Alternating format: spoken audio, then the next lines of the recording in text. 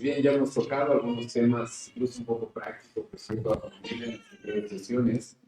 La intención de estas primeras sesiones es solamente poner una base para que ustedes vean cuán importante es la familia dentro de la escritura, cuán importante es la familia para Dios, y así en ver ya cada parte de la familia, ¿sí? El rol del esposo, de la esposa, el rol de los hijos, el rol de los padres, cómo educar a sus hijos, cómo disciplinarlos, cómo instruirlos, cómo debe ser la relación matrimonial. Vamos a ver esos temas, pero en las siguientes sesiones. Hoy día vamos a concluir la primera parte de este estudio de la familia viendo el Nuevo Testamento. Cuán importante es la familia en el Nuevo Testamento. Pero antes de comenzar vamos a hacer una oración juntos. Señor, te entregamos este tiempo que tú nos das y te agradezco por la misericordia que nos muestras al reunirnos los domingos, Señor, acá para aprender tu palabra. Y te pido, Dios mío, misericordia. Te pido, Señor, claridad de pensamiento y de palabra para mí, para que pueda, Señor, enseñar tu escritura de manera fiel a tu iglesia. Y te agradezco, Dios mío, por este tiempo que tú nos das. En el nombre de Jesús oramos. Amén. Bueno, hermanos, como ya les dije, vamos a ver esta tercera sesión viendo la importancia de la familia en la Escritura y vamos a ver específicamente ahora el Nuevo Testamento. En la primera sesión hemos visto el Pentateuco, como en el Pentateuco era muy importante la familia desde el principio. En Génesis capítulo 3, desde el principio, Génesis capítulo 1 ya se nos presenta eso. Hemos visto después, hemos pasado un poco viendo algunos relatos en los escritos históricos, hemos visto en los Salmos, hemos visto en Proverbios, hemos visto un poco en los profetas. Y ahora, hermanos, nos toca en el Nuevo Testamento. En el Nuevo Testamento será importante la familia, igual de lo que hemos visto en el Antiguo Testamento. Y la realidad, hermanos, es de que sí, la familia sigue siendo igual de importante.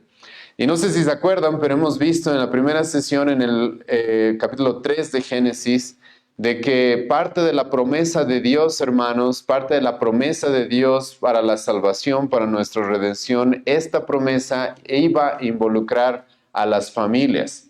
Eso es muy claro cuando Dios promete una descendencia. Sí, Él promete un Salvador, pero también promete una descendencia.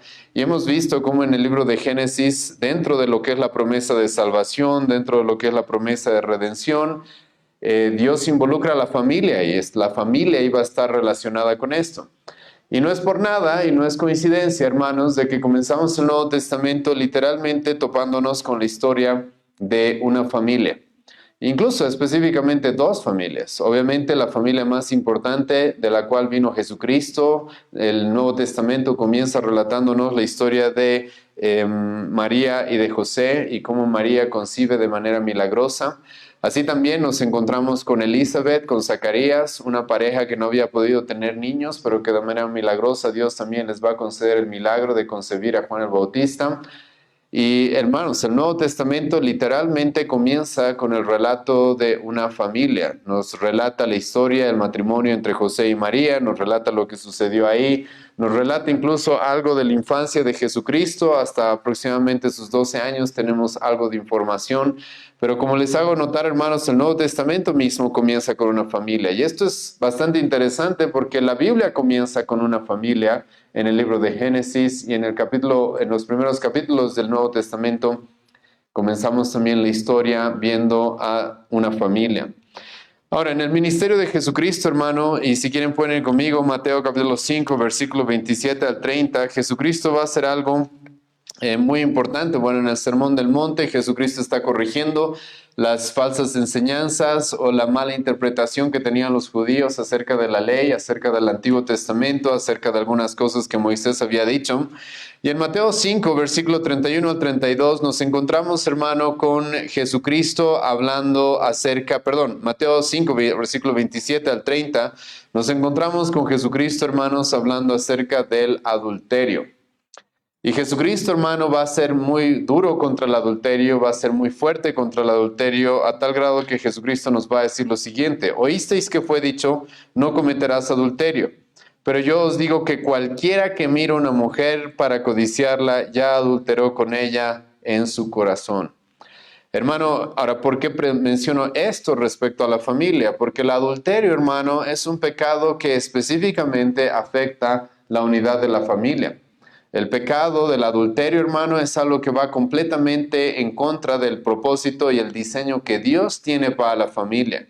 Entonces, hermano, Jesucristo, al mencionar el tema del adulterio, al incluso profundizar más en la gravedad del pecado del adulterio e incluso mostrarnos de que el adulterio no es específicamente el acto que uno comete en su momento, sino que ya comienza con la codicia que uno puede tener en el corazón a través de los ojos. Jesucristo, hermano, está en cierta manera en este pasaje protegiendo la familia, porque como ya he mencionado y como Jesucristo mismo nos va a decir en este mismo capítulo 5 de Mateo, es el adulterio, es la fornicación continua, la cual termina en la disolución de un matrimonio. El adulterio, la fornicación continua es uno de los motivos por los cuales Jesucristo va a decir que es inevitable que se dé el divorcio. Entonces, hermano, Jesucristo, al mencionar y al ponerse tan fuerte contra el adulterio e incluso interpretar de manera correcta y más profunda el concepto del adulterio, es obvio, hermano, que lo que está haciendo Jesucristo es protegiendo a la familia. Esa es la intención que también tiene en los 10 mandamientos. El mandamiento de no adulterarás, hermano, tiene la intención de proteger a la familia. Obviamente también tiene otra intención en temas individuales, de protegernos a nosotros mismos de diferentes pecados y consecuencias que trae la fornicación. No podemos negar eso, hermanos, pero como he mencionado, el adulterio obviamente es un pecado que no solamente afecta a una persona, sino que afecta a la familia en general. Y Jesucristo va a hablar en contra del adulterio y eso, hermano, es una muestra clara de que Jesucristo está defendiendo la pureza de la familia, así como el Nuevo Testamento lo va a hacer hasta el final, como vamos a ver en un momento. Jesucristo, como he mencionado, también Mateo 5, versículo 31 al 32, va a decir de que si bien el divorcio puede darse en algunas circunstancias, solamente puede darse por motivos de fuerza mayor. El divorcio no se puede dar por cualquier motivo. Escucha lo que dice Jesucristo, Mateo 5, versículo 31 al 32. También fue dicho, cualquiera que repudia a su mujer, dele carta de divorcio. Pero yo os digo que el que repudia a su mujer, a no ser por causa de fornicación, hace que ella adultere, y el que se casa con la repudiada comete adulterio. En la época de Jesucristo, hermano, lamentablemente los judíos estaban acostumbrados a divorciarse por cualquier motivo. Literalmente ellos habían interpretado Deuteronomio capítulo 24 como una licencia para divorciarse por cualquier motivo. Y Jesucristo va a decir, eso no es así.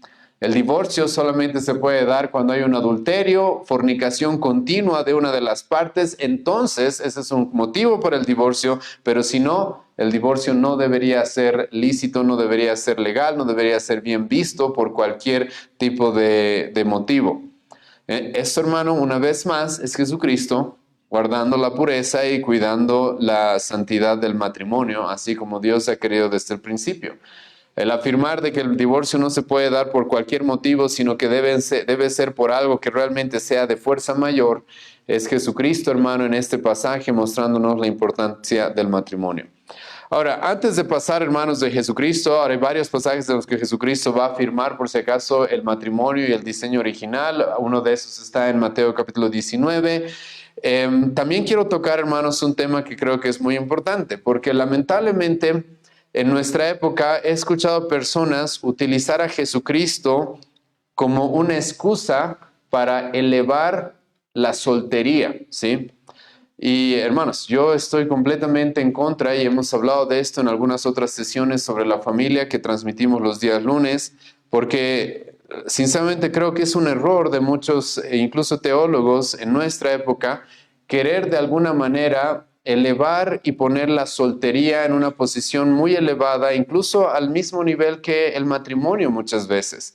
Entonces a los solteros se los trata como si hubieran recibido un regalo de parte de Dios en el tiempo de la soltería, pero no es así como la Escritura lo presenta, como hemos visto ya en una de las sesiones de los días lunes y como hoy día voy a recalcar un poco más. Pero algunas personas a las cuales intentan de alguna forma glorificar o alabar la soltería, intentan utilizar a Jesucristo y a Jesucristo dicen, él fue soltero, él nunca se casó, ¿sí? Entonces la soltería debe ser algo bueno, debe tener un gran propósito en las manos de Dios y debemos más o menos reconocer o valorar la soltería, igual que reconocemos y valoramos el matrimonio. Pero hermanos, eso no es así, ¿sí? Ahora no vamos a negar de que Jesucristo, hermano, no se casó, eso es verdad. Pero hermano, en el Nuevo Testamento a Jesucristo se lo presenta como el novio o incluso el esposo. Así es como se lo presenta. A la iglesia se la presenta como la novia o la esposa de Jesucristo. Entonces, por si acaso, hermanos, utilizar la soltería de Jesucristo para despreciar en cierta manera el matrimonio o subestimar el matrimonio es un error muy grande, porque esa no fue la intención de Jesucristo al permanecer soltero durante su primera venida.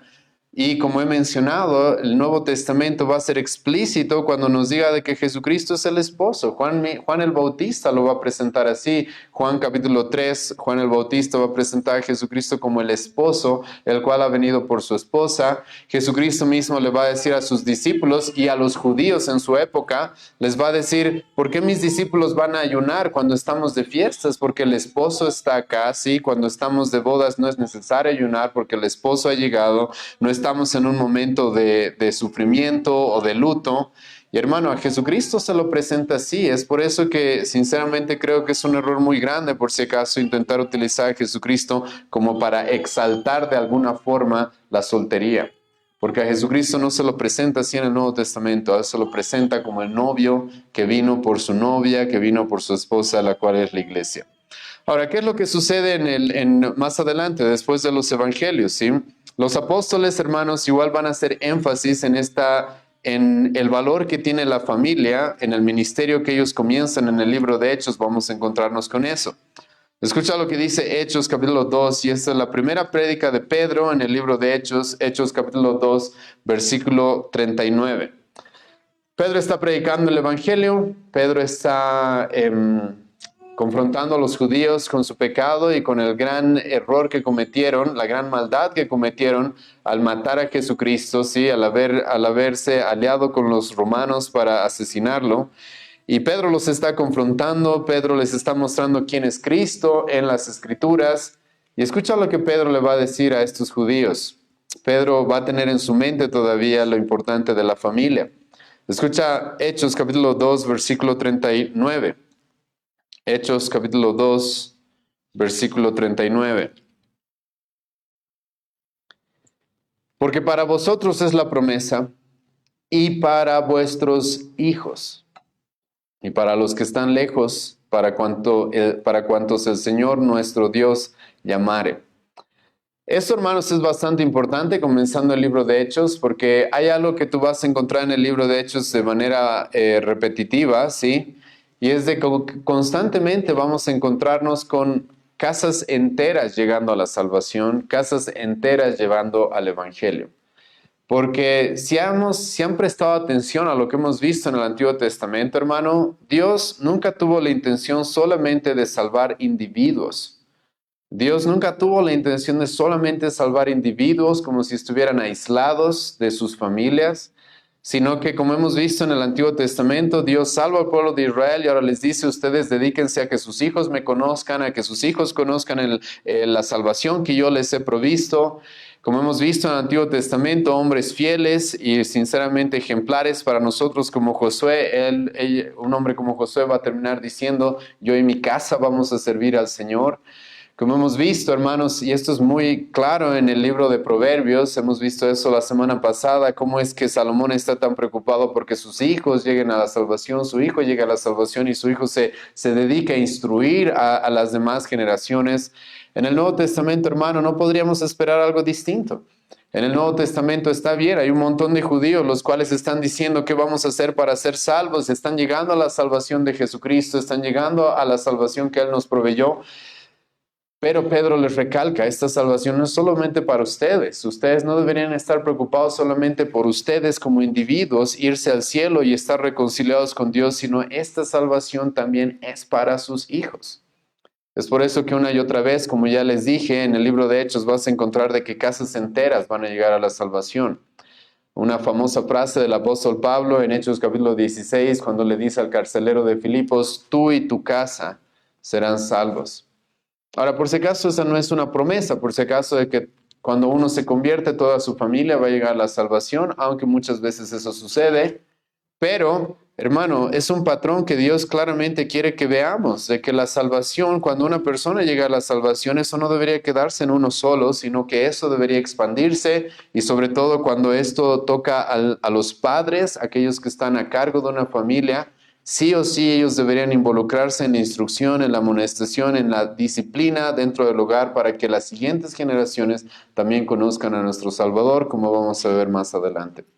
Entonces, hermanos, en el libro de Hechos, como les menciono, comenzando este libro, primera sermón del apóstol Pedro, y ya tenemos una mención de la familia, como se lo va a hacer a lo largo de todo el libro de Hechos. En el Nuevo Testamento, hermanos, la familia es tan importante que la Biblia literalmente va a decir que una persona no puede ser pastor si no tiene su familia en orden. Vayan conmigo a 1 Timoteo capítulo 3, voy a leer también Tito capítulo 1, porque si bien hay varios requisitos, hermanos, para ser pastor, no cualquiera puede ser pastor. El apóstol Pablo, hermano, va a hacer énfasis en el tema de la familia, va a ser algo que va a repetir en los dos libros en los cuales él nos da los requisitos para cualquier persona que quiera llegar a ser pastor. Y el apóstol Pablo literalmente va a decir, 1 Timoteo capítulo 3, versículo 2, pero es necesario que el obispo sea irreprensible, marido de una sola mujer.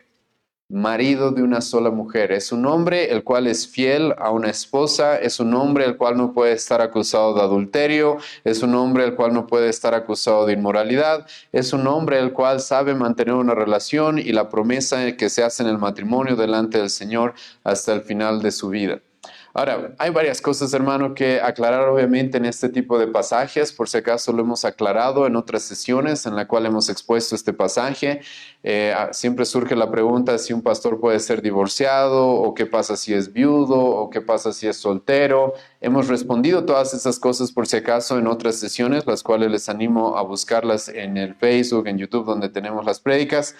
Pero claramente, hermanos, el apóstol Pablo está diciendo acá de que si un hombre quiere ser pastor, la familia debe ser algo muy importante. Es más, no puede ser pastor a menos de que su familia esté bien, a menos de que su relación de matrimonio esté en un buen estado, a menos de que sea un hombre fiel a su esposa, y no solamente eso, sino que el apóstol Pablo, escucha lo que va a decir versículo 4, que gobierne bien su casa, que tenga a sus hijos en sujeción con toda honestidad. Y escucha el versículo 5, pues el que no sabe gobernar su propia casa, ¿cómo cuidará de la iglesia de Dios? El apóstol Pablo está siendo sumamente lógico acá, hermano, y es obvio. Si un hombre no se puede hacer cargo de las 3, 4, 5 personas que hay dentro de su hogar, ¿tú crees que se va a poder hacer cargo de una iglesia? ¿Tú crees que va a poder gobernar y va a poder liderar una iglesia de manera correcta? Obviamente no. Si un hombre no ha podido instruir a sus hijos en la palabra del Señor, no ha podido guiarlos al Evangelio, no los ha podido disciplinar